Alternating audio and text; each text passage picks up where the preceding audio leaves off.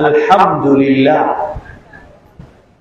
তামলাউ আল মিজান, যেই পাল্লায় আমাদের ভালো এবং মন্দ কাজগুলি মাপ হবে, এই আলহামদুলিল্লাহ এই ছোট্ট বাক্যটি সেই ভালোর পাল্লাটিকে ভরপুর করে দেয়।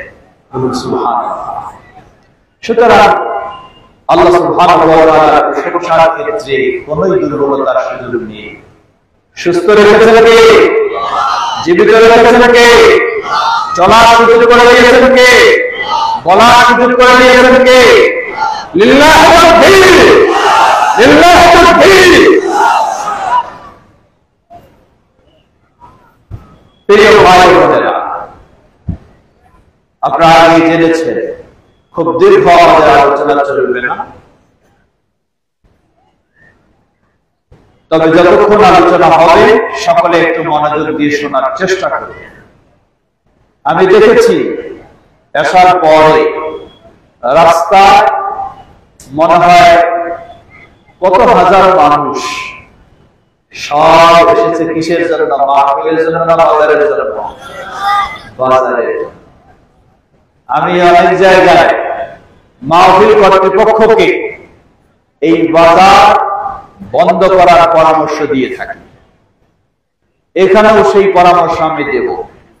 যদি মাহফিলকে উপলক্ষ কেন্দ্র করে মাহফিলের চেয়ে বাজারেই জমজমাট হয়, তাহলে এই মাহফিলের প্রয়োজন নেই।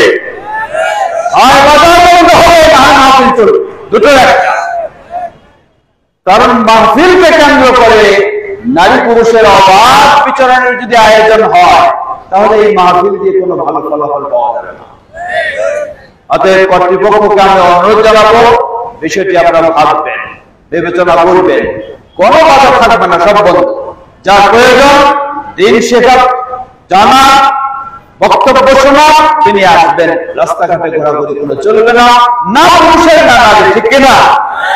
ইনশাআল্লাহ সবাই যদি আপনারা সহযোগিতা করেন তাহলে সম্ভব।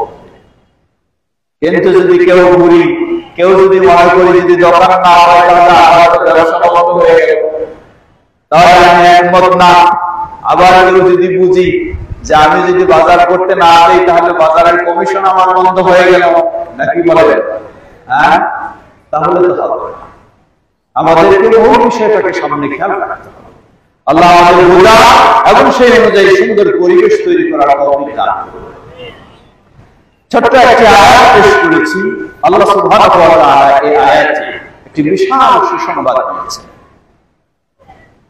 আল্লাহ বলেছেন, ইন্নাল্লাযীনা ক্বালু রাব্বুনাল্লাহ, যারা এই ঘোষণা দিয়েছে, রবকে, আমাদের রবকে আল্লাহ, সুম্মাস্তাকামু,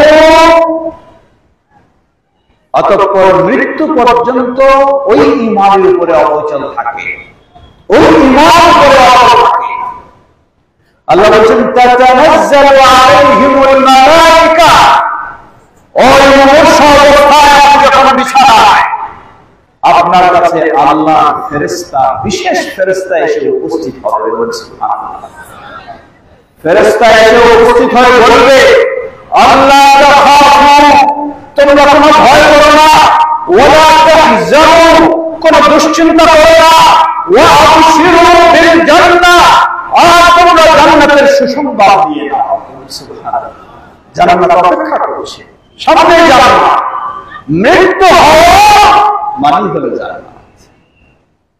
এই অবস্থা কার জন্য? ওই ব্যক্তির জন্য, তিনি হোক পুরুষ হোক নারী, যিনি ঈমান আনার পরে তার গোটা জীবনটা ঈমানের উপরে অবিচল থাকে, অটল থাকে। আমরা যেন তাদের মধ্যে হতে পারি, আল্লাহ আমাদের সেই তৌফিক দান করুন। স্বল্প সময়ে প্রশ্ন উত্তর পর্বে আমরা যাব।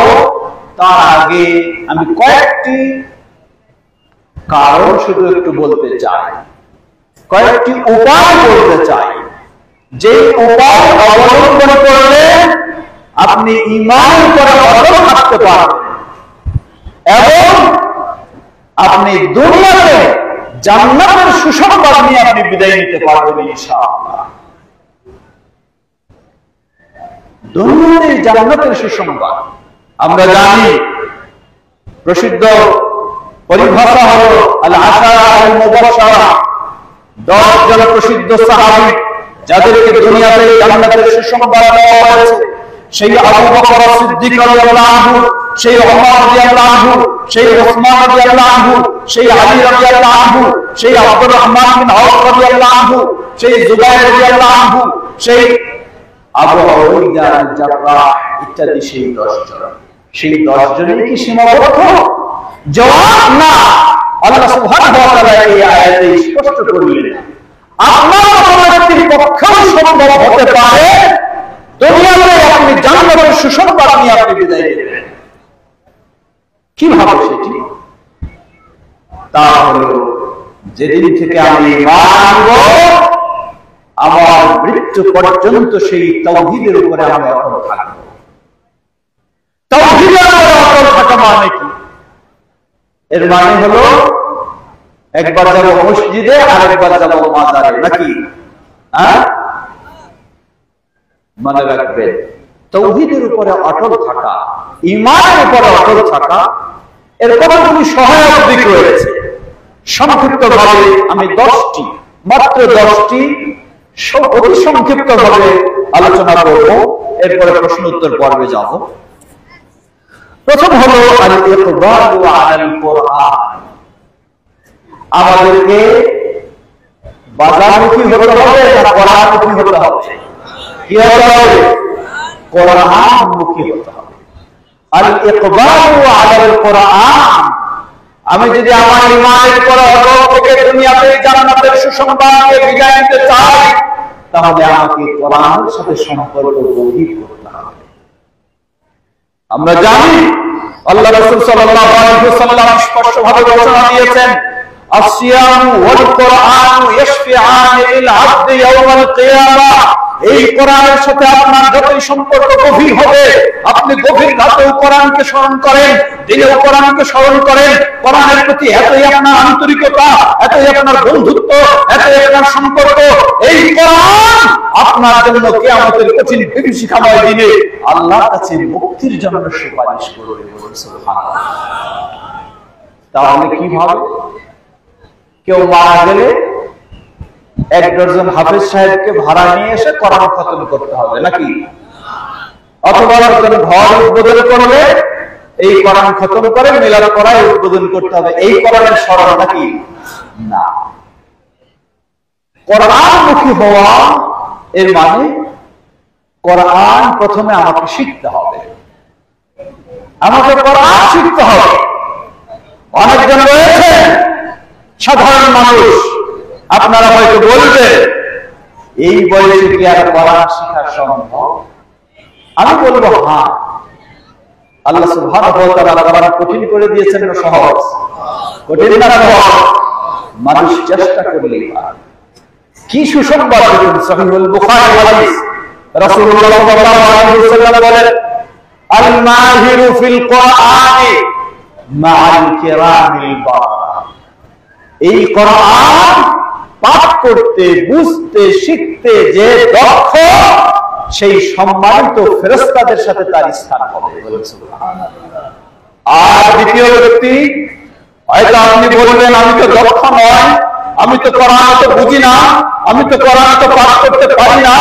নবী সাল্লাল্লাহু আলাইহি ওয়াসাল্লাম বললেন, হ্যাঁ আপনার জন্য সুসংবাদ। তিনি বলেন, কোন ব্যক্তি যিনি কোরআনের বিষয়ে দক্ষ নয়, গভীর তিনি ভালো জানেন না, ভালো করতে পারেন না, কিন্তু তিনি কোরআনকে কখনো ছেড়তে রাজি নয়, কোরআনের জন্য তিনি চেষ্টা করেই যাচ্ছেন। কোরআন পড়া শুরু করবে, থেমে যাচ্ছে, আবার চেষ্টা করবে, থেমে যাচ্ছে, আবার চেষ্টা করবে। নবী সাল্লাল্লাহু আলাইহি ওয়াসাল্লাম বলেন, ফালাহু আজরান, আল্লাহ তাকে দ্বিগুণ সওয়াব দান করবে। সুবহানাল্লাহ। সুতরাং নিরাশ হওয়ার কিছু নেই, নিরাশ হওয়ার কিছুই নেই। আপনি চেষ্টা করুন, আপনি 30টি 29টি হরফ শিখতে পারবেন, সূরা ফাতিহা তেলাওয়াত করতে পারবেন, এতটুকু চেষ্টা করুন। সেই অবস্থায় যদি আপনি বিদায় নিয়ে চলে যান, নিশ্চয়ই এই কোরআন আপনার জন্য সুপারিশ করবে আল্লাহর কাছে, জান্নাতের জন্য সুপারিশ করবে। আপনি চেষ্টা করেছেন, কখনো গাফিল ছিলেন না। সবাই চেষ্টা করবেন ইনশাআল্লাহ। স্মরণ করে দিচ্ছি আরেকটি কথা, এর মানে শুধু কোরআনমুখী মানে শুধু কোরআনমুখী নয়, কোরআনের পরিপূরক হলো রাসূলুল্লাহ সাল্লাল্লাহু আলাইহি ওয়াসাল্লামের হাদিস। রাসূল সাল্লাল্লাহু আলাইহি ওয়াসাল্লাম বলেন, উতিতু আল কিতাবা ওয়া মিসলাহু মাআ, আমাকে দেওয়া হয়েছে এই কিতাব এবং কিতাবের মতো আরো একটা জিনিস। নাম কি? কি নাম? জোরে বলেন, নাম কি? হাদিস। রাসূলুল্লাহ সাল্লাল্লাহু আলাইহি ওয়াসাল্লামের হাদিস। এই সময়ে একটি বড় ধরনের ফিতনা ছড়াছড়ি হচ্ছে। সেটি কি? এক শ্রেণীর মানুষ বলে শুধু কোরআন দিয়ে আমরা ইসলাম মানব, হাদিসের প্রয়োজন নেই। এই কোরআনই বলে দিচ্ছে ওই ব্যক্তির কোনো ইসলামের প্রয়োজন নাই, ঠিক কিনা? কারণ সে মুসলিম নয়। সুতরাং প্রথম বিষয় হলো কোরআনমুখী হতে হবে। আল্লাহ কি বলেন দেখুন, وقال الذين كفروا لولا نزل عليه القرآن لولا نزل عليه القرآن جملة واحدة كذلك لنثبت به فؤادك ورتلناه ترتيلا। সূরা আল ফুরকান 32 নম্বর আয়াতে আল্লাহ বলছেন, যারা কাফের তারা বলে লাউলা নুজিলা আলাইহিল কুরআন জুমলাতাও ওয়াহিদা, আল্লাহ এই কোরআন 23 বছর ধরে কেন নাযিল করলেন নবীর উপরে? কেন আল্লাহ রাব্বুল আলামিন একবারই নাযিল করলেন না? আল্লাহ বলছেন, কাযালিকা লিনুসাব্বিতা বিহি ফুআদাক, আমি কেন পর্যায়ক্রমে নাযিল করেছি? লিনুসাব্বিতা বিহি ফুআদাক, হে নবী আমি যেন কোরআন দিয়ে তোমার হৃদয়কে প্রতিষ্ঠিত করতে পারি। বলুন সুবহানাল্লাহ। সুতরাং এই কোরআন যত আপনি তেলাওয়াত করবেন তত আপনি ঈমানের উপর প্রতিষ্ঠিত হবেন। আল্লাহ বলেন, ইন্নাল মুমিনুনা আল্লাযীনা ইযা যুকিরাল্লাহ ওয়াজিলাত কুলুবুহুম ওয়া ইযা তুলিয়াত আলাইহিম আয়াতুহু যাদাতুহুম ঈমানা। ইন্নামাল মুমিনুন, প্রকৃত মুমিন তো তারাই, ইযা যুকিরাল্লাহ ওয়াজিলাত কুলুবুহুম, তাদের কাছে যদি আল্লাহর কথা স্মরণ করে দেওয়া হয় তাদের হৃদয় কেঁপে ওঠে। ওয়া ইযা তুলিয়াত আলাইহিম আয়াতুহু, আর তাদের মাঝে যখন আল্লাহর আয়াত তেলাওয়াত করা হয় যাদাতুহুম ঈমান, যাদাত ঈমানুহুম, তাদের ঈমান বৃদ্ধি হয়ে যাবে। সুবহানাল্লাহ। এই কোরআন, সুতরাং কোরআনের সাথে আপনি যতই সম্পর্ক বৃদ্ধি করবেন ততই আপনার ঈমানের উপরে অবিচল থাকা সহজ হবে। প্রতিটি উপস্থিত যারা রয়েছেন ভাইরা, পর্দার মা বোনেরা, সকলকে স্মরণ করে দেব, লক্ষ্য করুন আল্লাহ রাব্বুল আলামিন আপনাকে সৃষ্টি করেছেন, আপনি সারাটা দিন পরিবারের কাজ করবেন, সংসারের কাজ করবেন, অফিসের কাজ করবেন, খেত খাবারের কাজ করবেন। এই জন্য তো আল্লাহ রাব্বুল আলামিন আপনাকে সৃষ্টি করেন, কি ঠিক কিনা? আল্লাহ সৃষ্টি করেছেন আপনি আল্লাহর আনুগত্য করবেন, কিন্তু দুনিয়াতে থাকার জন্য আপনাকে প্রয়োজনীয় কাজ করতে হয়। আপনি প্রতিদিন বেশি নয় মাত্র 8 ঘন্টা আপনি টার্গেট নিন, এটুকু আপনি কোরআন শিখবেন, কোরআন পড়বেন, কোরআন বুঝবেন, ওয়াল্লাহি সত্যি দেখবেন আপনি দিনে দিনে কোরআনমুখী হতে পারবেন, আপনি ঈমানের উপরে অটল থাকতে পারবেন। আল্লাহ আমাদের এই অবস্থা গ্রহণ করার তৌফিক দান করেন। দ্বিতীয় বিষয়, দ্বিতীয় কি পন্থা অবলম্বন করলে আমরা ঈমানের উপরে অবিচল থাকতে পারবো? দ্বিতীয় বিষয়, ইলতিজামু শারঈল্লাহ ওয়াল আমাল আস-সালিহ। ইলতিজামু শারঈল্লাহ ওয়াল আমাল আস-সালিহ, তা হলো ইসলামী শরীয়তকে মেনে চলা, বিশেষ করে আমাল সালিহ, ভালো কাজ, সৎ কাজ জীবনের সব সময় করা। যেমন আল্লাহ বলেছেন, يثبت الله الذين آمنوا بالقول الثابت في الحياة الدنيا وفي الآخرة ويضل الله الظالمين ويفعل الله ما يشاء ইসাব্বিতুল্লাহু আল্লাযীনা আমানু বিল কওলি সাবিতি ফিল হায়াতিদ দুনিয়া ওয়া ফিল আখিরাহ। যারা ঈমান এনেছে তারা যখন ইসলামের বিষয়গুলি মেনে চলার চেষ্টা করবে, আল্লাহ সুবহানাহু ওয়া তাআলা দুনিয়ার জীবনে তাদেরকে ঈমানের উপর প্রতিষ্ঠিত রাখবেন এবং আখিরাতেও আল্লাহ রাব্বুল আলামিন তাদেরকে ঈমানের উপরে রাখবেন। বলুন সুবহানাল্লাহ। আখিরাতে মানে কি? আখিরাতে মানেই হলো আমার দুনিয়ার জীবন যখন শেষ হবে, আমার স্থান হবে সেই কবরে। কবরে আমাকে জিজ্ঞাসা করা হবে আমার পীর সাহেব কে ছিলেন, তাই না? একটু জবাব দিবেন কি? জিজ্ঞাসা করা হবে আমার মুর্শিদ কে ছিলেন নাকি? না, জিজ্ঞাসা করা হবে মান রাব্বুকা ওয়া মা দীনুকা ওয়া মান নবিয়ুকা। জবাব যদি সবগুলি দিতে পারেন, চতুর্থ প্রশ্ন আসবে। খেয়াল রাখবেন, প্রশ্ন তিনটা নয়, প্রশ্ন কয়টা? চারটা। চতুর্থ প্রশ্ন আসবে, তিনটার যদি জবাব দিতে পারেন, কাইফা দারাইতা, তুমি কিভাবে জানলা? সব প্রশ্নের তুমি উত্তর দিতে পারলা, কিভাবে তুমি জেনেছো? জবাব দিবেন ফাজায়ে আমল করেই আমি জেনেছি। হ্যাঁ, খেয়াল রাখবে, জবাব আসবে আমি আল্লাহর কিতাব পড়ে জেনেছি। বলুন সুবহানাল্লাহ। এর মানে ওই কবরের বিষয়গুলির ক্ষেত্রে যদি আপনি অচল থাকতে চান, অটল থাকতে চান, যখন এই প্রশ্নের জবাব দেবেন, উপর থেকে আল্লাহ রাব্বুল আলামিনের সুসংবাদ আসবে, সাদাকা আব্দি, আমার বান্দা সত্য বলেছে, সত্য জবাব দিয়েছে, সুতরাং তার কবরটাকে সুস্থ করে দাও এবং জান্নাতের সাথে সম্পৃক্ত করে দাও। সুবহানাল্লাহ, সুবহানাল্লাহ। এটি হবে কখন? দুনিয়াতেও আপনি যখন ঈমানের উপরে থাকতে পারবেন, আখিরাতেও থাকতে পারবেন। কখন? যখন আপনি আল্লাহ শরিয়া ইসলাম। এখানে ছোট্ট একটি কথা বলি, আমাদের মানুষদেরকে কিভাবে বিভ্রান্ত করা হয় বলেন? বলা হয় আগে হলো শরীয়ত, তারপরে হলো কি? তারপরে হলো তরিকত, তারপরে হলো কি? মারিফত, তারপরে হলো কি? হাকিকত। চলতেছে কিসের মেলা? লালন ফকিরের। দেখছেন না, ঘরে বসে মোবাইল দেখা যায়। হ্যাঁ, কি গাঁজা টানে আর পুলিশ তাদের পাহারা দেয়। লা হাওলা ওয়ালা কুওয়াতা ইল্লা বিল্লাহ। এই সব হলো ভণ্ডামি। যত পীর ফকিরের কারবার সব ইবলিসি ছাড়া আর কিছুই নয়। নবী মুহাম্মদ সাল্লাল্লাহু আলাইহি ওয়াসাল্লাম এই নোংরা জিনিস আমাদেরকে দিয়ে যান না। ইসলামের গাজাখোর, ইসলামের মাজারপন্থী, কবর পূজারী, যারা মানুষকে সেজদা দেয়, যারা মৃত মানুষের কাছে সেজদা দেয়, যারা কবরের কাছে সেজদা দেয়, এমনকি মানুষ সেখানে আছে কিনা সেটাও জানা যায় না, কবর সেজদা দেয়, ঠিক কিনা? ইসলাম এই নোংরা কাজগুলি শিক্ষা দেয়নি। ইসলামের শরিয়া স্পষ্ট। এই জাহেল শ্রেণীর তারা কি বলে?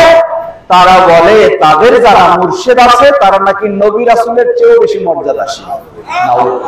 কেন এই কথা বলে? কারণ এই ইবলিসের দলে তারা বলে প্রথম স্তর হলো শরীয়ত, তারপরে হলো তরিকত, তারপরে হলো মারিফত, তারপরে হলো হাকিকত। তাদের সেই ভণ্ডরা নাকি হাকিকত পর্যন্ত পৌঁছে গেছে। আর নবী রাসূলরা তারা শরীয়তেই ছিলেন প্রথম স্তরে। কেন বলে? নবী সাল্লাল্লাহু আলাইহি ওয়াসাল্লাম পৃথিবী থেকে বিদায় নিয়ে চলে গেলেন। বিদায়ের পূর্ব মুহূর্তে তিনি বললেন আসসালাহ আসসালাহ ওয়া মা মালাকাত আইমানুকুম, বললেন সাবধান হও, সতর্ক হও, তোমরা সালাত ছেড়ো না, সালাত আদায় করো, সালাতের গুরুত্ব দাও, সালাতের ক্ষেত্রে মনোযোগী হও। ওয়া মা মালাকাত আইমানুকুম, আল্লাহ তোমাদের যা সম্পদ দিয়েছে সেই সম্পদেরও যাকাত সাদাকাও দাও। কোন মুহূর্তে বলেছিলেন? জীবনের শেষ মুহূর্তে। এর মানে নবী সাল্লাল্লাহু আলাইহি ওয়াসাল্লাম নবী রাসূলগণ জীবনের শেষ মুহূর্ত পর্যন্ত নিজেরা সালাত আদায় করেছেন, শরীয়ত মেনে চলেছেন। এই ইবলিসেরা বলে তাই তারা হলেন এই শুধু ফার্স্ট স্টেপে রয়েছেন, আর তারা নাকি বহু দূরে চলে গেছেন, যার কারণে আল্লাহর পর্যায়ে পৌঁছে গেছেন। এখন তাদের নামাজও পড়তে হয় না, রোজাও করতে হয় না, গাঁজা টানলেও কোনো অসুবিধা নাই। এই ইবলিসি, এটি ইসলাম। আশ্চর্য বিষয়, কিভাবে ইসলাম নষ্ট হয়েছে। এর কারণ কি? এর একটি বড় কারণ হলো আজকে আমরা ইসলাম নেই মানুষের কাছে, ইসলাম নেই সমাজের কাছে, ইসলাম নেই ব্যক্তির কাছ থেকে, ইসলাম নেই না আমরা কোরআন এবং সেই হাদিস থেকে। ঠিক কিনা? মাদ্রাসাতুল হুদা ইসলাম আসসালামিয়া আজকে আমাদের নতুন প্রজন্মকে সেই শিক্ষা দিতে চায়, গোটা বিশ্বের মুসলিমকে সেই আহ্বান জানাতে চায়, ইসলাম নিতে হবে কোরআন এবং সেই হাদিস থেকে, কোন মানুষের কাছ থেকে নয়, কোন ব্যক্তির কাছ থেকে নয়, কোন গোষ্ঠীর কাছ থেকে নয়, কোন সমাজের কাছ থেকে নয়। ইসলাম নিতে হবে একমাত্র আল্লাহ যা বলেছেন এবং আল্লাহ প্রিয় রাসূল মুহাম্মদ সাল্লাল্লাহু আলাইহি ওয়াসাল্লাম যা বলেছেন সেখান থেকে। ওখান থেকে যখন আপনি ইসলাম নেবেন তখন আপনি আর ওই গাজাখোরের দিকে কখনোই এক হতে পারবেন না। ঠিক কিনা? আল্লাহ আমাদের সঠিক বিষয় জানার বোঝার তৌফিক দান করুন। তৃতীয় বিষয়, ঈমানের উপরে অবিচল থাকা। তাদাব্বুরু ক্বাসাসিল আম্বিয়া ওয়া দিরাসাতুহা লিত-তাআসসি ওয়াল আমাল। তৃতীয় বিষয় হলো আল্লাহ সুবহানাহু ওয়া তাআলা কি বলেন দেখুন, সূরা হুদ 124 নম্বর আয়াতে আল্লাহ বলছেন, ওয়া কুল্লান নাকুসসু আলাইকা মিন আনবা'ir রুসুল মা নুসাব্বিতু বিহি ফুআদাকা ওয়া জাআকা ফি হাদিহিল হক ওয়া মাউ'িদাতুন ওয়া যিকরা লিল মুমিনিন। আল্লাহ বলেন ওয়া কুল্লান নাকুসসু আলাইকা মিন আনবা'ir রাসূল, আমি তোমাকে হে নবী তোমাকে রাসূলদের সংবাদ আমি তোমাকে জানিয়েছি। কেন? যাতে রাসূলদের সংবাদ জানানোর মাধ্যমে তোমাকে আমি ঈমানের উপরে অবিচল রাখতে পারি, অটল রাখতে পারি। তাই তৃতীয় বিষয় হলো আল্লাহ সুবহানাহু ওয়া তাআলা যে সমস্ত যুগে যুগে অসংখ্য নবী রাসূল প্রেরণ করেছেন, ওই নবী রাসূলদের বিষয়গুলি আপনাকে একটু জানার চেষ্টা করতে হবে।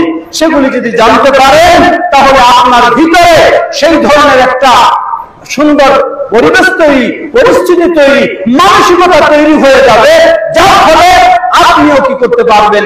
ঈমানের উপরে নবী রাসূলদের মতো অটল থাকতে পারবেন ইনশাআল্লাহ। পৃথিবীর বুকে মানুষের মাঝে সবচেয়ে সম্মানিত কারা ছিলেন? নবী রাসূলগণ না? তাদের চেয়ে কি আর কেউ সম্মানিত ছিল না? কিন্তু সেই নবী রাসূলগণ কত ত্যাগ স্বীকার করেছেন। সেই ইব্রাহিম আলাইহিস সালামের কথা স্মরণ করুন। যখন ইব্রাহিম আলাইহিস সালাম এই তাওহীদের দাওয়াত দিলেন, নিজে তাওহীদের উপর অটল থাকলেন, সকল প্রকার প্রতিমা পূজা সেগুলিকে নিজে বর্জন করলেন এবং যারা এই শেষ প্রতিমা পূজায় লিপ্ত রয়েছে তাদেরকে বর্জন করলেন। সকলে ঐক্যবদ্ধ হয়ে ইব্রাহিম আলাইহিস সালামের বিষয়ে সিদ্ধান্ত নিয়ে ফেলল, এই ইব্রাহিমকে আর পৃথিবীতে রাখা যাবে না। সে আমাদের দেবতাগুলিকে অসম্মান করে, সে আমাদের মাবুদগুলিকে অসম্মান করে, তাকে আর রাখা যাবে না। ব্যবস্থা কি নিতে হবে? ব্যবস্থা ইবলিস এসে আবার পরামর্শ দিয়ে দিল, তোমরা শক্ত করে ব্যবস্থা নাও, বড় ধরনের আগুনের আয়োজন করো, সেই আগুনে তাকে নিক্ষেপ করে একেবারে নিশ্চিহ্ন করে দিতে হবে, যাতে তার দাওয়াত বন্ধ হয়ে যায় আর আমরা আমাদের মতো চলতে পারি। আল্লাহু আকবার। ইব্রাহিম আলাইহিস সালামের কোনো বাহিনী নেই, কোন যোদ্ধা তার পক্ষে নেই, কোন র্যাব নেই, কোন পুলিশ নেই, কোন আর্মি নেই, আর কোন বাহিনী নেই, শুধু রয়েছে একমাত্র বিশ্বাস, দৃঢ় বিশ্বাস ও আস্থার উপরে, আল্লাহ উপরে। সেই আগুন প্রস্তুত করা হলো, নিক্ষেপ করা হলো, কিন্তু আগুনের মালিক তিনি বললেন, ইয়া নারু কুনি বারদান ওয়া সালামা আলা ইব্রাহিম, হে আগুন তুমি জ্বলো, কিন্তু তোমাকে আমি নির্দেশ দিচ্ছি আমার তাওহীদপন্থী বান্দা ইব্রাহিম সে দুনিয়া একাই হয়ে থাকে, দুনিয়া সে অসহায় হয়ে থাকে না, সে অসহায় নয়, তোমার মতো আগুনের সেখানে জ্বলার ক্ষমতা বন্ধ করে দিচ্ছি আমি, তুমি আমার ইব্রাহিমের জন্য শান্তিপূর্ণ করে যাও। তাই হয়ে গেছে, বলুন সুবহানাল্লাহ।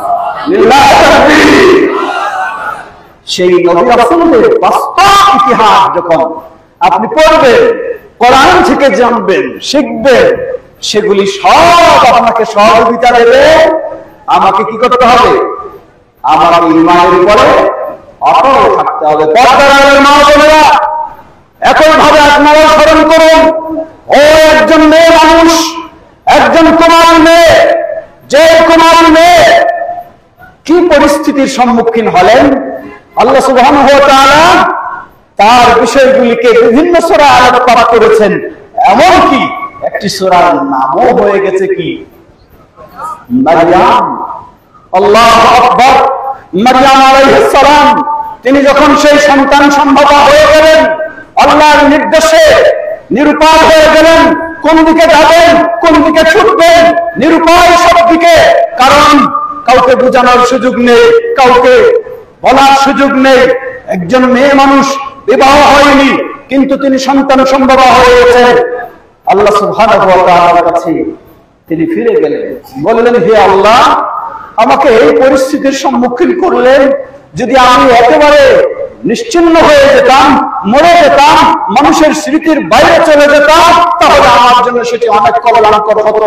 এভাবে মারইয়াম আলাইহিস সালাম তিনি কি করলেন, আল্লাহ সুবহানাহু ওয়া তাআলা যে মেয়ে মানুষ, একজন মেয়ে, কেউ নেই তার গোটা সমাজে, গোটা সমাজে কেউ নেই তাকে সহযোগিতা করবে, কেউ নেই তার পক্ষে বলবে, সবাই তাকে, ওই মারইয়াম যখন কঠিন পরিস্থিতিতে সন্তান প্রসবের সময় এসে গেছে, আল্লাহ সুবহানাহু ওয়া তাআলা বিস্তারিত বর্ণনা তুলে ধরেছেন, সেদিকে যাচ্ছি না সময় স্বল্পতার কারণে। আল্লাহ রাব্বুল আলামিন তাকে নির্দেশ দিলেন, হে মারইয়াম, তুমি সেই দূর জায়গায় চলে যাও, খেজুর কাণ্ডের কাছে চলে যাও, গিয়ে কি করো, তুমি ওই খেজুর কাণ্ডের খেজুরের গাছের ডাল ধরে একটু টান দাও, তোমার কাছে ঝরঝরে সুন্দর খেজুর চলে আসবে। সুবহানাল্লাহ।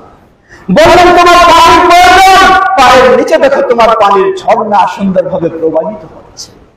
সব দিয়ে দিলেন, কিন্তু এটা দিয়ে তো তার নিজের রক্ষা হলো, কিন্তু সমাজে গিয়ে কিভাবে বোঝাবে? আল্লাহু আকবার। এই ছোট্ট বাচ্চাকে কোলে নিয়ে যখন সমাজে মানুষের কাছে আসছেন, তারা সবাই বলতে শুরু করলো, হে মারইয়াম, কি ব্যাপার, তোমার মতো একজন মেয়ে কোলে সন্তান নিয়ে চলে আসছো, আমরা তো তোমার বাবা মাকে কাউকে খারাপ মনে করি না, তারা তো খারাপ ছিল না, তুমি কেমনে খারাপ হয়ে গেলা, কিভাবে তোমার বিয়ে ছাড়াই, সব ছাড়াই তোমার সন্তান হয়ে গেল? এইভাবে অপবাদ দেওয়া শুরু করলো। আল্লাহ রাব্বুল আলামিন মারইয়ামকে বললেন, হে মারইয়াম, যখন তোমাকে কারো কথা বলবে, তুমি শুধু একটি কথা বলো, যে আমি আল্লাহর কাছে মানত করেছি, আমি কোন মানুষের সাথে মুখ দিয়ে কথা বলবো না, ইশারায় বলো। এরপরে ইশারায় বলে তো বোঝানো যায় না। তারপরে আবার তারা জিজ্ঞাসা করে, তাহলে আসলো কোথা থেকে এই সন্তান? আল্লাহ সুবহানাহু ওয়া তাআলা মারইয়ামকে বললেন, তুমি শুধু তার দিকে ইশারা করো, ঈসার দিকে ইশারা করে সে তাদেরকে বলে দিবে। আল্লাহু আকবার। ওই কলিজার টুকরা, কোলের বাচ্চা, যার পক্ষে কোনোদিন কথা বলা সম্ভব নয়, আল্লাহ রাব্বুল আলামিন ওই কঠিন পরিস্থিতিতে মারইয়ামকে কিভাবে সহযোগিতা করলেন? আল্লাহ রাব্বুল আলামিন ঈসা আলাইহিস সালামের মাধ্যমে, মায়ের মুখ দিয়ে নয়। মা যদি বলতো যে আমার সব সন্তান, আমি ভালো, আমি নিরপরাধ, আমার কোনো সমস্যা হয়নি, কোনো খারাপ কাজ করিনি, তারা হয়তো বিশ্বাস করতো না। আল্লাহ রাব্বুল আলামিন তার হিকমত, আল্লাহ ওই ছোট্ট কোলের শিশুদেরকে বলালেন, ইন্নী আব্দুল্লাহ, জেনে রাখো আমি আল্লাহর বান্দা, আমি অন্যায় নই। সুবহানাল্লাহ। আল্লাহ কিভাবে সহযোগিতা করতে পারে? একজন মেয়ে মানুষ, ইতিহাস পড়ে দেখুন, ইব্রাহিম আলাইহিস সালাম তিনি কি করলেন? দীর্ঘ জীবন অতিবাহিত হয়ে গেল, দাম্পত্য জীবনের সবচেয়ে বড় সম্পদ হলো সন্তান, কিন্তু কোনো সন্তান নেই। হাজেরার সাথে সম্পর্ক হওয়ার পরে সন্তান এসেছে, জীবনের বার্ধক্যের শেষ পর্যায়ে সন্তান পেলেন, কত আনন্দের বিষয়। কিন্তু এই আনন্দের মাঝে আবার কত বড় পরীক্ষা এসে গেল। আল্লাহ সুবহানাহু ওয়া তাআলা নির্দেশ দিলেন, হে ইব্রাহিম, তুমি জীবনের শেষ মুহূর্তে সন্তান পেয়েছো, তাই এই সন্তানকে নিয়ে তুমি আনন্দে থাকবা, আনন্দে বসবাস করবা। তা হবে না, ওই সন্তানকে তার মা সহ নির্জনে, যেখানে কোনো জায়গায় বসবাস নেই, কোনো গাছপালা নেই, কোনো চলাফেরা নেই, কোনো মানুষের বসতি নেই, কোনো আত্মীয় স্বজন নেই, কোনো খাওয়ার ব্যবস্থা নেই, কোনো পানির ব্যবস্থা নেই, তুমি সেখানে গিয়ে তাদেরকে রেখে আসো। নির্দেশ কার? নির্দেশ কার? আল্লাহ। বলার কিছু নেই। ইব্রাহিম আলাইহিস সালাম প্রস্তুত রেখে আসলেন, যা আল্লাহ রাব্বুল আলামিন কোরআনুল কারীমে তুলে ধরেছেন। রেখে আসছেন। মা বোনেরা শুনবেন, একজন মেয়ে মানুষ, কোলের শিশু, এই কোলের শিশুকে নিয়ে স্বামী নেই, বাবা মা নেই, আত্মীয় স্বজন নেই, কোন ঘর বাড়ি নেই, এই মরুভূমিতে একজন মেয়েকে তার কোলের বাচ্চা সহ রেখে আসছে। ওই মেয়ের কি অবস্থা হতে পারে? ওই মেয়ে হাজরা আলাইহিস সালাম ইব্রাহিম আলাইহিস সালাম যখন রেখে ফিরে চলে আসছেন, ইব্রাহিম আলাইহিস সালামকে শুধু জিজ্ঞাসা করলেন, হে ইব্রাহিম, আল্লাহু আমাক, হে ইব্রাহিম, আপনি আমাদেরকে এখানে রেখে চলে যাচ্ছেন? আপনাকে কি আল্লাহ নির্দেশ দিয়েছেন তাই রেখে যাচ্ছেন? ইব্রাহিম আলাইহিস সালাম মুখ খুলে যেন কিছু বলতে পারছেন না। জীবনের শেষ মুহূর্তে, শেষ বয়সে সেই কলিজার টুকরাকে পেলেন, তাকেও আবার সেই নির্জনে নির্বাসন দিতে হবে, এই ব্যথা যেন তিনি সামলাতে পারছেন না। ইব্রাহিম আলাইহিস সালাম হাজরার জবাবে বললেন, হ্যাঁ, আল্লাহ আমাকে নির্দেশ দিয়েছেন তাই আমি তোমাকে রেখে যাচ্ছি। আল্লাহু আকবার! ওই মহিলার ঈমান কত বড় লক্ষ্য করুন। তিনি সেই সাথে সাথে হাজেরা বললেন, হে ইব্রাহিম, আপনি আল্লাহর নির্দেশে আমাদেরকে রেখে যাচ্ছেন। ওয়াল্লাহু লা ইখদিনা, যেন এখন আমরা বিশ্বাস করি এই মরুভূমিতে হলো, এই ছোট্ট শিশুকে নিয়ে হলো, যখন আপনি আল্লাহর নির্দেশে রেখে যাচ্ছেন, আমার বিশ্বাস আল্লাহ আমাদেরকে কখনো কষ্টে রাখবেন না। আল্লাহ, কি বিশ্বাস, কি ঈমান! কোন কষ্ট, কঠিন বিপদের সময় একজন মেয়ে মানুষ কিভাবে মরুভূমিতে নির্জন জায়গায় সে আল্লাহর উপর ভরসা করে থাকে। আল্লাহু আকবার! পৃথিবীর বুকে শ্রেষ্ঠ পানি নাম কি? নাম কি? জমজম। আল্লাহ রাসূল সাল্লাল্লাহু আলাইহি ওয়াসাল্লাম বলেন, মাউ জমজম মাউন মুবারাকুন লিমা শুরিবা লা। এই পানি হলো বরকতময় পানি, সাধারণ পানি নয়। কেউ ভালো কোন নিয়তে পান করলে আল্লাহ সেটাই তাকে দান করবে। ওই পানি ওই নির্জন সেই মরুভূমিতে আল্লাহ দিলেন। সেই মক্কা আজকে লক্ষ্য করো, যত হাজি যাবেন, হজে যাবেন, উমরায় যাবেন, সাফা এবং মারওয়ার মাঝে দৌড়াতে হয়। কে দৌড়াবেন প্রথমে? দৌড়াবেন এই হাজরা আলাইহিস সালাম। সাফার উপরে দাঁড়ান, পানি নেই, ছটফট করছেন নিজের জন্য, সন্তানের জন্য, কোথাও পানি খুঁজে পাওয়া যাচ্ছে না। আবার সাফা থেকে তাকাচ্ছেন, হয়তো মারোয়ার দিকে পানি ঝলমল করতেছে, আবার সে মারোয়ায় যাচ্ছেন, গিয়ে দেখেন সেখানেও পানি নেই, মরীচিকা ঝলমল করছে। এভাবে দৌড়ালেন। এর মাঝে আল্লাহ সুবহানাহু ওয়া তাআলা ইসমাঈল আলাইহিস সালাতু ওয়াস সালামের সেখানে পানির ব্যবস্থা করে দিলেন। পানির ব্যবস্থা দেখে পানি প্রবাহিত হচ্ছে। হাজরা আলাইহিস সালাম তিনি বললেন, জমজম, আই কিফ কিফ, থামো থামো। পানি ভেসে যাচ্ছিল, তিনি বললেন, থামো থামো। এই থেমে গেল। সেভাবেই এখানেই পানির উৎপত্তি আল্লাহ দিয়ে দিলেন, যেটা আজও হাজার হাজার বছর হয়ে গেছে, কিন্তু এখনো সেই পানি শেষ নেই। নবী সাল্লাল্লাহু আলাইহি ওয়াসাল্লাম বলেন, মাউন, এটি এমন একটি পানি, এটি হলো মানুষের খিদা, মানুষ ক্ষুধার্ত হলে সেই খিদা দূর করে এই পানি। সুবহানাল্লাহ। লক্ষ্য করুন, স্মরণ হলো একটি কথা, ইমাম আলবানী রাহিমাহুল্লাহ, বিংশ শতাব্দীর শ্রেষ্ঠ মুহাদ্দিস যিনি ছিলেন, ইমাম আলবানী রাহিমাহুল্লাহ, তিনি এক সময় একটু অসুস্থ হলেন, একটু ভালো অসুখ। তিনি ভাবলেন, আমি এই অসুখের জন্য তো অনেক চিকিৎসা নিলাম, আমি আরেক শেষ চিকিৎসা নিই। কি শেষ চিকিৎসা? তিনি চলে গেলেন মক্কায়। মক্কায় গিয়ে 40 দিন অবস্থান করলেন। এই 40 দিন একটানা শুধু জলজলের পানি ছাড়া আর কোনো কিছু তিনি খাননি, পান করেননি। 40 দিন। 40 দিন পরে দেখা গেল আল্লাহ সুবহানাহু ওয়া তাআলা ওনাকে সকল রোগ থেকে পরিপূর্ণ সুস্থ করে দিয়েছে। দুটো দিক, এক হলো 40 দিন একাধারে একজন মানুষ, এটি বাস্তব, আনানো ঘটনা নয়, বাস্তব। শেখ আলবানী রাহিমাহুল্লাহ তিনি নিজে বলছেন, 40 দিন একাধারে শুধু জলজল পানি পান করেছেন, আর কিছু না, অন্য কিছু পান করেননি, অন্য কিছু খান নাই। সুবহানাল্লাহ। প্রিয় ভাই বোনেরা, সুতরাং তৃতীয় যে বিষয়টি বলছিলাম, ঈমানের উপরে অটল থাকার জন্য আল্লাহ রাব্বুল আলামিন যাদের বর্ণনা কোরআন কারিমে দিয়েছেন, পুরুষ হোক বা নারী হোক, ওই ফেরাউনের ঘরে একজন নারী, তার বর্ণনাও আল্লাহ রাব্বুল আলামিন তুলে দিয়েছেন। আবার লূত আলাইহিস সালামের ঘরে আরেকজন নারী, তার বর্ণনা আল্লাহ রাব্বুল আলামিন তুলে দিয়েছেন। ফেরাউন হলো সবচেয়ে আল্লাহদ্রোহী, তার ঘরে ঈমানদার নারী। আবার লূত আলাইহিস সালাম, তিনি হলেন নবী, তার ঘরে বেঈমান স্ত্রী। সবগুলি আল্লাহ দৃষ্টান্ত তুলে ধরেছে। একটু পড়ুন, একটু জানার চেষ্টা করুন, তাহলে দেখবেন নিজেকে সকল পরিস্থিতিতে আপনি একটু ধৈর্য ধারণের জন্য, ঈমানের উপরে অটল রাখা আপনার জন্য সহজ হবে। আল্লাহ আমাদের সহজ করে দেবে। চতুর্থ বিষয়, বিরক্ত হয়ে গেছেন তাই না? শেষ করে দেবো, যেহেতু 12টা বেজে যাচ্ছে, প্রশ্ন এসে গেছে, খুব সংক্ষিপ্ত শেষ করব। চতুর্থ হলো দুআ। ঈমানের উপরে অচল থাকার জন্য যেই চতুর্থ উপায় মাধ্যম অবলম্বন করবো আমরা, সেটা হলো কি? দোয়া। কেমনে দোয়া? এই উম্মার মাঝে সবচেয়ে বড় ঈমানদার হলেন কে?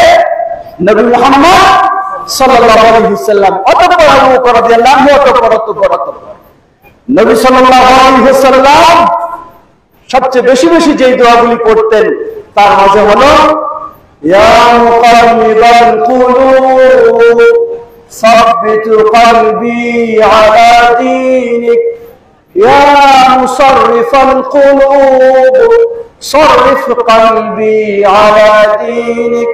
নবী সাল্লাল্লাহু আলাইহি ওয়াসাল্লাম বলেন, আল্লাহ রাব্বুল আলামিনের দুই আঙ্গুলের মাঝে মানুষের হৃদয়গুলো ইউকাল্লিবুহা কাইফা ইয়াশা, আল্লাহ যেমন ইচ্ছা করেন এগুলিকে উলটপালট করে দেন।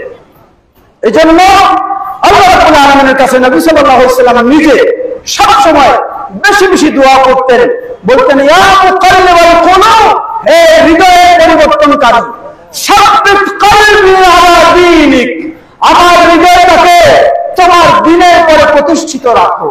আমিন, বলুন আমিন। এই দোয়া সবচেয়ে বেশি বেশি করবে। আর দোয়া যেগুলি, কিন্তু আমরা কি করি? আমরা খালি ইমাম সাহেব কি দোয়া করবে আর আমিন বলবো, এই জন্য প্রস্তুত থাকি, ঠিক না? এই কথা বাদ দিতে হবে। নিজে দোয়া করুন, নিজে আল্লাহর কাছে চাইবে। দোয়া বিভিন্ন বিস্তারিত রয়েছে, সেদিকে যাচ্ছি না। পঞ্চম, যিকরুল্লাহ। আল্লাহ সুবহানাহু ওয়া তাআলা বলেন, ইয়া আইয়ুহাল্লাযীনা আমানু ইযা লাকীতুম ফিআতান ফাথবুতু ওয়াযকুরুল্লাহা কাসীরান লাআল্লাকুম তুফলিহুন। আল্লাহর বেশি বেশি স্মরণ করা। আল্লাহর জিকির মানে কি? এখন তো হলো অনলাইনের যুগ, মোবাইলে দেখলে বোঝা যায় কত রকমের জিকির হয়। হ্যাঁ, কেউ একেবারে কত রকমের কত পদ্ধতিতে জিকির করে। সব পদ্ধতি বাতিল পদ্ধতি, একমাত্র সঠিক পদ্ধতি হলো মুহাম্মদ সাল্লাল্লাহু আলাইহি ওয়াসাল্লামের পদ্ধতি। জিকিরের অনেক দিক রয়েছে, সেদিকে যাচ্ছি না। বেশি বেশি আল্লাহকে স্মরণ করা। ষষ্ঠ বিষয় হলো আল হিরসু আলা আন ইয়াসলুকাল মুসলিমু তারিকান সহিহা। মুসলিম হিসাবে আপনাকে সবসময় সঠিক পথ বেছে নেওয়ার চেষ্টা করতে হবে। আর সঠিক পথ মানে হলো তাওহীদ ও সুন্নাহর পথ, সঠিক পথ মানে হলো কোরআন এবং সহিহ হাদিসের পথ। সপ্তম, আত-তারবিয়া। প্রয়োজন রয়েছে প্রশিক্ষণের। প্রশিক্ষণ ছাড়া সঠিক বিষয় অর্জন হয় না। অষ্টম, মুমারাসাতুদ দাওয়া ইলাল্লাহি আযজা ওয়া জাল্লা। আল্লাহর পথে বেশি বেশি দাওয়াতি কাজ করতে হবে।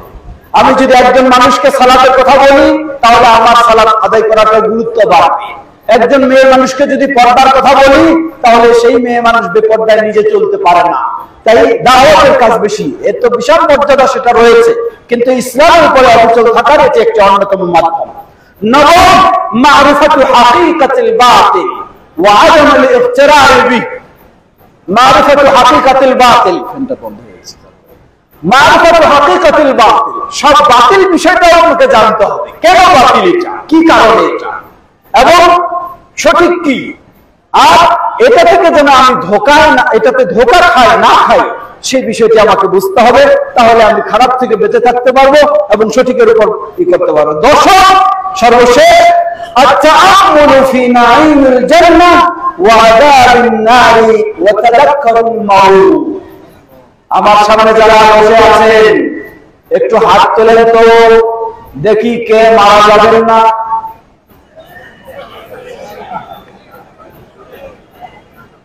আছেন কেউ? হ্যাঁ, কেউ নেই, সবাই মারা যাবো, একজন ব্যতীত। কে তিনি? আল হাইয়ুল কাইয়্যুম আল্লাযী লা ইয়ামুত।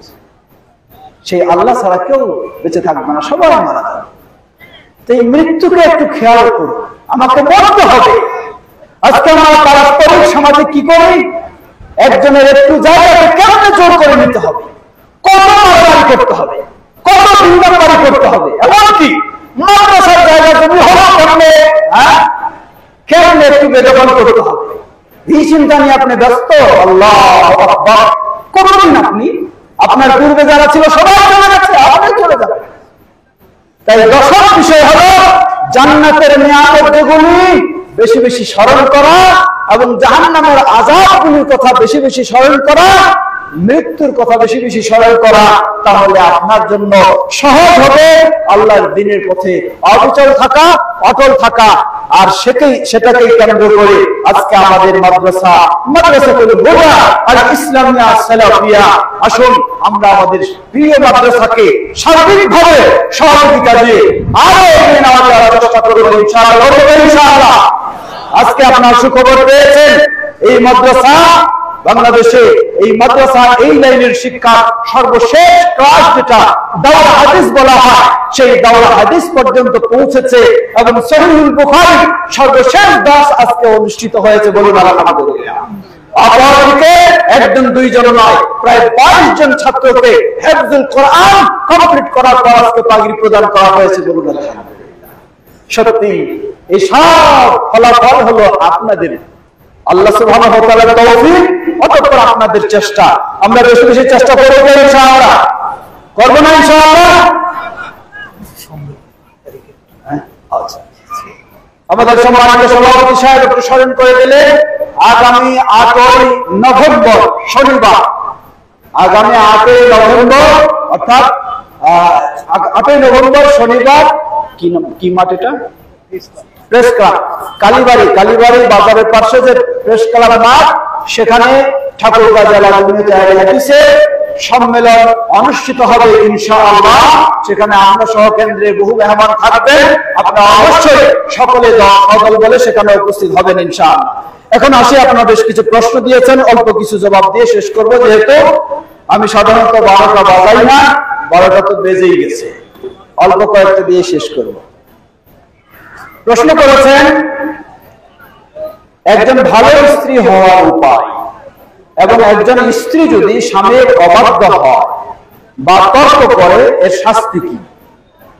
জবাব, ভালো স্ত্রী হওয়ার অনেকগুলি উপায় রয়েছে, তার মধ্যে একটা বড় উপায় হলো ভালো স্বামী হতে হবে। কথা বলতেছে, স্বামী যদি প্রতিদিন স্ত্রীর গালি দেয়, ধমক দেয়, তাহলে স্ত্রী তো ভালোই হবে নাকি? হ্যাঁ, ভালো স্ত্রী হওয়ার আগে হলো ভালো স্বামী হতে হবে। তাহলে আপনি ভালো হন, আপনি যদি সালাত আদায় করেন, আপনার স্ত্রী হয়তো আপনাকে দেখে দেখেও সালাত আদায় করবে। আপনি যদি সত্য কথা বলেন, আপনার স্ত্রীও বলবে। আপনি যদি মিথ্যা বলেন, আপনার স্ত্রী আপনার কাছে নেবে। এটি এক। দ্বিতীয়, আপনি আপনার স্ত্রীকে চেষ্টা করবেন, যারা ভালো মেয়ে মানুষ, আল্লাহকে ভয় করে দিন মেনে চলে, তাদের সাথে একটু বেশি যোগাযোগ, উঠা বসা করার সুযোগ করে দেবে, খারাপদের থেকে বিরত রাখবে। একজন স্ত্রী যদি স্বামীর অবাধ্য হয় বা তর্ক করে, এর শাস্তি কি? জবাব, এর শাস্তি অবস্থা অনুযায়ী, পরিস্থিতি অনুযায়ী। প্রথমে বলবো আমরা, এটি অবশ্যই গুনাহের কাজ, অন্যায়ের কাজ। তবে দেখতে হবে তর্ক কি একজন করে না দুইজনে করে, নাকি হাতের তালি কি এক হাতে তালি হয় না 2 হাতে তালি হয়? এই জন্য পরামর্শ, দাম্পত্য জীবনে সবচেয়ে বড় জিনিস হলো, যেই হোক স্বামী যদি বেশি কথা বলতে চায়, স্ত্রীর কর্তব্য হলো চুপ থাকা। স্ত্রী যদি বেশি কথা বলতে চায়, স্বামীর কর্তব্য হলো কি করা? চুপ থাকা। না হলে যদি পাল্টাপাল্টি জবাব দিতে চায়, তাহলে তারা এই মুখ দিয়ে তারা তো বের হয়ে যাবে, ঠিক কিনা? এই জন্য দুজনের জন্য পরামর্শ হলো, কেউ কখনো ক্ষিপ্ত হয়ে গেলে, রেগে গেলে আপনি বেশি বেশি আউযু বিল্লাহি মিনাশ শাইতানির রাজিম পড়বেন এবং চুপ থাকবেন, তাহলে অটোমেটিক ভাবে জিনিসটা সহজ হয়ে যাবে ইনশাআল্লাহ। মৃত ব্যক্তির নামে 3 দিন বা 40 খাওয়া কি ঠিক? মৃত ব্যক্তির নামে 3 দিন বা 40 করা যাবে কি? জবাব, আল্লাহ রাসূল সাল্লাল্লাহু আলাইহি ওয়াসাল্লাম ও সাহাবায়ে কেরাম থেকে এমন 3 দিনই, 7 দিনই বা 40 বা বাৎসরিক এই ধরনের কালচার গুলি পাওয়া যায় না। প্রতিদিন আপনি আনুষ্ঠানিকতা ছাড়া দোয়া করবেন প্রতিটি মুহূর্তে, অসুবিধা নেই। আপনি তাদের পক্ষ থেকে ভালো জায়গায়, ভালো মাদ্রাসায় দান সদকা করবেন, আলহামদুলিল্লাহ, অসুবিধা নেই, কিন্তু কোনো আনুষ্ঠানিকতা নেই। বিধর্মীদের ধর্মীয় অনুষ্ঠানে যাওয়া এবং তাদের শুভেচ্ছা জানানোর ব্যাপারে ইসলামের বিধান কি? জবাব, বিধর্মীদের এই অনুষ্ঠানে যাওয়া, যদি বিধর্মীদের অনুষ্ঠানে আপনি যান, তাহলে কি আপনি আপনার ধর্মে থাকলেন না বিধর্মীর ধর্মেও চলে গেলেন? বিধর্মীর ধর্মেও চলে গেলেন। সুতরাং কিভাবে এটা হতে পারে? কখনো হতে পারে না। আল্লাহ রাসূল সাল্লাল্লাহু আলাইহি ওয়াসাল্লাম কি বলেন? মান তাশাব্বাহা বিকাওমিন ফাহুয়া মিনহুম, যে যে জাতির সাথে সাদৃশ্য রাখে, উঠা বসা করে, চলাফেরা করে, সে তাদের অন্তর্ভুক্ত হয়। অতএব সমাজের মানুষ হিসাবে আপনি কথা বলবেন, দেখা সাক্ষাৎ হবে, যোগাযোগ থাকবে, কিন্তু এর মানে এই নয় আপনি তার অনুষ্ঠান যেটি আপনার ইসলাম নিষেধ করে সেগুলিতে লিপ্ত হবেন এবং শুভেচ্ছা জানায় ভোট চাইবেন, তাই না? কাজ তো হলো। 4 মাযহাবে যেহেতু সবাই বড় ইমাম, সেহেতু একটি আঁকড়ে ধরলে অসুবিধা কি? সুন্দর কথা। আচ্ছা বলেন তো, প্রশ্নটা খেয়াল করবেন। 4 মাযহাবের যেহেতু সবাই বড় ইমাম, সেহেতু একটি আঁকড়ে ধরলে অসুবিধা কি? জবাব, 4 মাযহাবের সবাই বড় ইমাম, এই 4 জনেই তো রাসূল সাল্লাল্লাহু আলাইহি ওয়াসাল্লামের চেয়েও বড়। হ্যাঁ কি ঠিক না? মনে রাখবেন, 4 জনের বড় কি? রাসূলুল্লাহ সাল্লাল্লাহু আলাইহি ওয়াসাল্লাম। এজন্য আহলুল হাদিসেরা রাসূলুল্লাহ সাল্লাল্লাহু আলাইহি ওয়াসাল্লামের অনুসরণ করে, লিল্লাহ তাকবীর। বড় অনুসরণ করবেন, ছোটদের কাছে দৌড়াবেন কেন?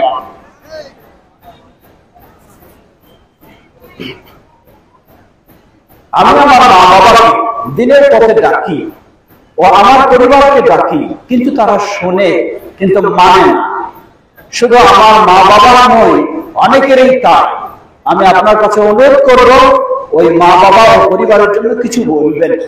ধন্যবাদ। আমরা যেগুলি আলোচনা করেছি সে মাঝে এসে গেছে। মা বাবার প্রতি শ্রদ্ধা করতে হবে, সম্মান করতে হবে। তবে মা বাবা যদি ইসলামের বিপথে চলে যায়, সাধ্যপক্ষে সন্তানকে সুন্দরভাবে বোঝাতে হবে এবং তাদের হেদায়েতের জন্য বেশি বেশি দোয়া করতে হবে। আল্লাহ সবাইকে তৌফিক দান করুন।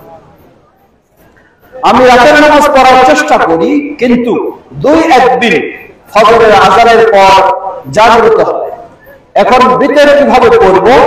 তা কি কাজা করব?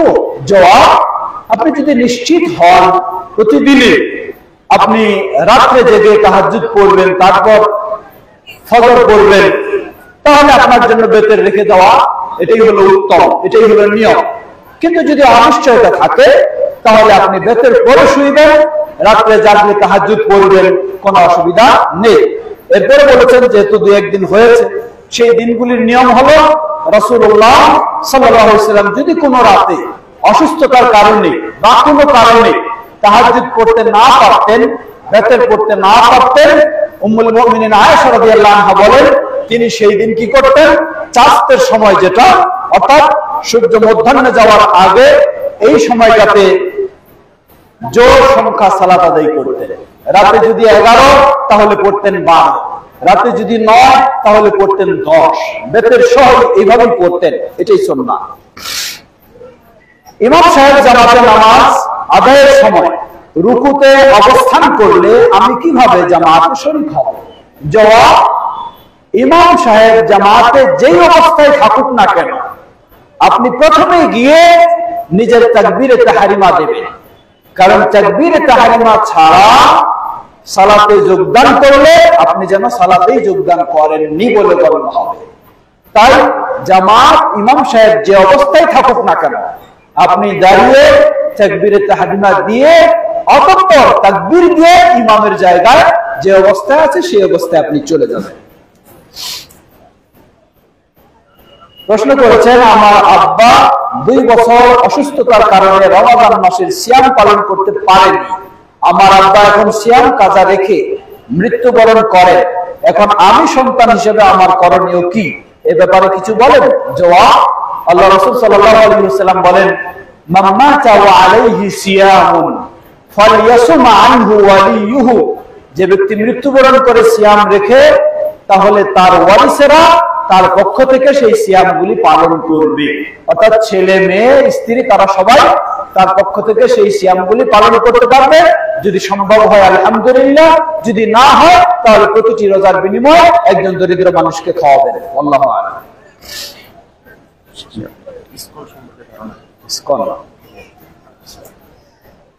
আযান দেওয়ার সময় কখনো কখনো কুকুর কাঁদে বা ডাকে, ইসলামের দৃষ্টিতে ইহার কারণ কি? কারো বাড়িতে বা ঘরের সামনে কুকুর ডাকলে অনেকে অশুভ মনে করে, এ ব্যাপারে জবাব, না, কুকুরের ডাক বা কাকের ডাক বা আরো কিছু ডাকে শুভ ও অশুভ, বিশেষ করে অশুভ ও কুলক্ষণ মনে করা এটি শিরক, এটি জায়েজ নেই। এখন আযানের সময় কুকুর ডাকে কেন? জবাব, হতে পারে আল্লাহ রাসূল সাল্লাল্লাহু আলাইহি ওয়াসাল্লাম বলেন, যখন আযান দেওয়া হয় তখন শয়তান দৌড়াতে থাকে। শয়তান দৌড়াতে থাকে, যতদূর আযানের আওয়াজ চলে যায় ততদূর সেই এরিয়া ছেড়ে সে দৌড়াতে থাকে। হতে পারে শয়তান বিভিন্ন আকৃতিতে দৌড়ায়, সেটা কুকুর দেখতে পায়, এই কুকুর দেখতে পেয়ে সেগুলির জন্য চিৎকার করে, এটাও হতে পারে। আল্লাহু তাআলা আ'লাম। তবে এটাকে কুলক্ষণ বা ইত্যাদি মনে করার সুযোগ নেই। বর্তমান সময়ে লাইটের বা আলোর সামনে অনেক পোকামাকড় দেখা যায়, কিন্তু কালী পূজার পর পোকা থাকে না বা কম দেখা যায়, এই বিষয়ে কি বলবেন? জবাব, আমি বলবো প্রশ্নকারীকে আপনি দ্রুত লা ইলাহা ইল্লাল্লাহ পড়বেন, কারণ ঈমান নিয়ে সন্দেহ আছে। যে ব্যক্তি মনে করে কালী পূজা, এক সময় বলা হতো কালী পূজার মাধ্যমে কি আসে? বৃষ্টি আসে, সম্পূর্ণ কিসের কি বিষয়, একেবারে কি বিষয়, কোন সন্দেহের সুযোগ নেই, কোন সন্দেহের সুযোগ নেই। অতএব আল্লাহকে ভয় করুন।